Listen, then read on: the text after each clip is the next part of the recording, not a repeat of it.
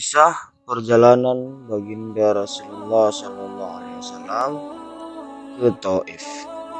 Selama 9 tahun sejak masa kerasulan, baginda Nabi Muhammad SAW telah berusaha menyampaikan ajaran Islam dan mengusahakan hidayah serta perbaikan kaumnya di Mekah. Namun kebanyakan orang-orang Mekah selalu menyakiti, memperolok-olok, dan berbuat semena-mena terhadap baginda Nabi Muhammad SAW dan para sahabat, kecuali sekelompok kecil orang yang sudah masuk Islam dan beberapa orang yang selalu membantu beliau walaupun belum masuk Islam. Paman baginda Nabi Muhammad SAW yaitu Abu Thalib termasuk orang yang baik hatinya meskipun belum masuk Islam. Dia selalu membantu baginda Nabi SAW dalam segala bentuk.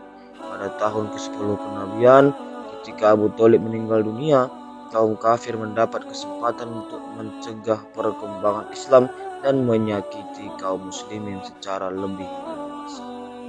Baginda Rasulullah SAW pun pergi ke Taif yang didiami kabilah Thaqif yang berjumlah besar, dengan harapan apabila kabilah tersebut masuk Islam, kaum muslimin akan terbebas dari berbagai penderitaan dan Taif akan menjadi pondasi penyebaran agama. Setibanya di Taif, baginda Nabi SAW langsung menemui 3 orang yang ditokohkan. Beliau berbicara dengan mereka, mengajak mereka kepada agama Allah Subhanahu wa taala dan agar mereka mau membantu baginda Rasulullah SAW. Tetapi mereka bukannya menerima atau paling tidak berlaku sopan kepada tamu yang baru datang sebagaimana adat bangsa Arab yang terkenal dengan memuliakan tamu. Bahkan mereka tanpa basa-basi menyambut beliau dengan sikap dan akhlak yang sangat buruk. Bahkan mereka pun tidak rela baginda Rasulullah SAW tinggal di situ. Padahal orang yang dianggap sebagai tokoh seharusnya berbicara dengan sopan dan berakhlak yang mulia. Salah seorang di antara mereka berkata, "Oh, kamukah orang yang diutus oleh Allah sebagai nabi?" Yang kedua berkata, "Apakah Allah tidak menemukan selain kamu untuk diutus sebagai rasul?" Yang ketiga berkata, "Aku tidak mau bicara dengan kamu, sebab jika kamu memang seorang nabi seperti pengakuanmu, lalu aku menolakmu, tentu aku tidak lepas dari musibah. Jika kamu pembohong, maka aku tidak mau bicara dengan pembohong." Akan tetapi baginda Nabi SAW mempunyai hati yang begitu teguh, laksana sebuah batu karang. Beliau tidak berputus asa dan terus berusaha untuk mendekati masyarakat umum, tapi tidak seorang pun yang mau mendengarkan beliau.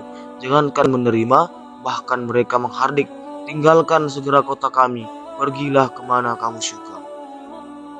Ketika baginda Nabi SAW sudah tidak dapat mengharapkan mereka dan bersiap-siap untuk kembali, maka mereka menyuruh anak-anak kota Taif membuntuti baginda Nabi SAW.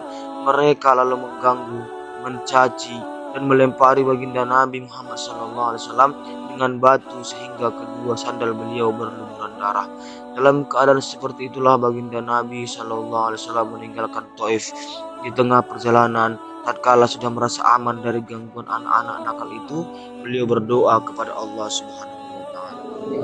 "Ya Allah, aku adukan kepadamu lemahnya kekuatanku, habisnya upayaku, dan kehinaanku dalam pandangan manusia. Wahai yang Maha Penyayang, melebihi sekalian penyayang, Engkaulah Tuhan orang-orang yang tertindas, dan Engkaulah Tuhanku. Kepada siapakah Engkau serahkan diriku? Kepada orang asing yang akan memandangku dengan muka masam, atau kepada musuh yang Engkau kuasakan kepadanya segala urusanku? Tiada keberatan bagiku, asalkan Engkau tidak murka kepadaku. Perlindunganmu sudah cukup bagiku. Aku berlindung kepadamu dengan nur Zat-Mu yang menyinari segala kegelapan, dan dengannya menjadi baik segala urusan dunia dan akhirat. Aku berlindung dari turunnya kemarahan-Mu kepadaku atau kemurkaan-Mu kepadaku. Aku sanggup berbuat apa saja hingga Engkau ridho. Tiada daya dan upaya melainkan dengan-Mu.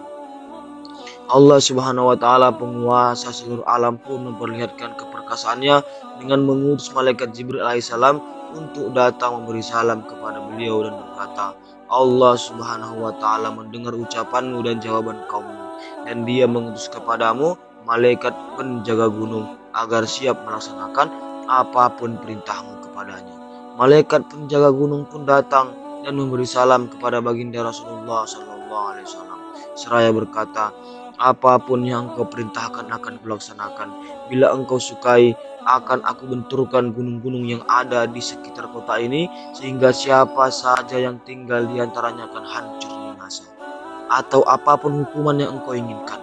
Baginda Rasulullah SAW yang bersifat penyayang dan mulia menjawab, aku hanya berharap kepada Allah Subhanahu wa Ta'ala. Seandainya saat ini mereka tidak menerima Islam, semoga kelak di antara keturunan mereka akan lahir orang-orang yang menyembah dan beribadah kepada Allah Subhanahu wa Ta'ala.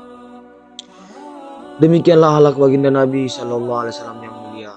Kita mengaku sebagai pengikutnya, namun ketika sedikit kesulitan atau celaan menimpa kita, kita langsung marah, bahkan menuntut balas seumur hidup. Kezoliman dibalas dengan kezoliman, sambil kita terus mengaku sebagai umat baginda Rasulullah SAW. Meskipun mengalami penderitaan dan kesusahan yang berat, baginda Nabi Muhammad SAW tidak berdoa buruk dan tidak menuntut balas.